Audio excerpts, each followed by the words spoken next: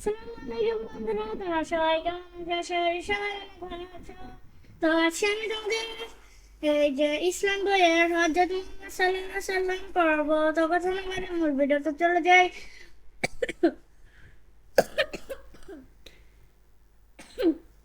মহানবী হযরত সাল্লাল্লাহু আলাইহি সাল্লাম মুহাম্মদ সাল্লাল্লাহু আলাইহি সাল্লাম মহানবী হযরত মুহাম্মদ সাল্লাল্লাহু আলাইহি সাল্লাম ছিলেন সর্বশ্রেষ্ঠ ও সর্বশেষ নবী। তিনি 570 খ্রিস্টাব্দে আরবের মক্কা নগরে কুরাইশ বংশে জন্মগ্রহণ করেন।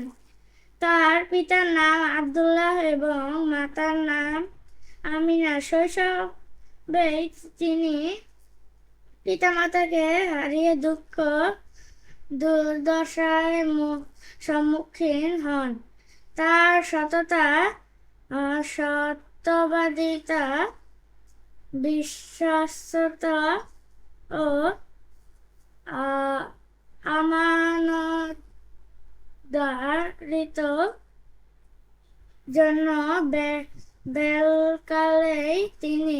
বাল্যকালেই তিনি সুপরিচিত হয়ে ওঠেন। এর জন্য তার সবাই তাকে আল আমিন, বিশ্বস্ত নামে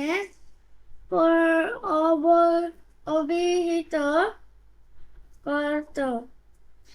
বর্তমানে তার দেখানো পথে কোটি কোটি মানুষ ইসলাম আদর্শ অনুশীলন করেছেন। পূর্ব শ্রেণীতে থেকে শেষ জীবন পর্যন্ত জানব। তো বন্ধুরা, আমার আজকের রিডিংটা এই পর্যন্তই রাখি। তো ভিডিওটা এতক্ষণ দেখার জন্য সবাইকে ধন্যবাদ এবং আসসালামু আলাইকুম।